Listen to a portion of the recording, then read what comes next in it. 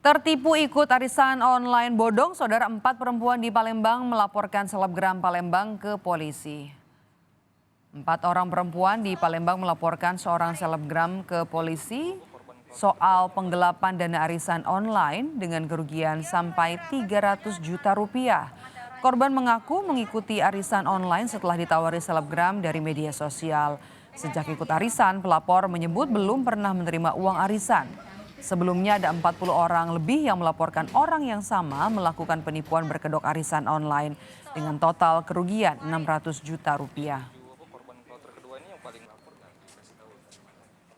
Dia menyerahkan semuanya dengan namanya Nita Kings. Laporin ngapa, Pak? Penipuan arisan, penggelapan dana ya. Ini total kerugian kita berapa, Mbak?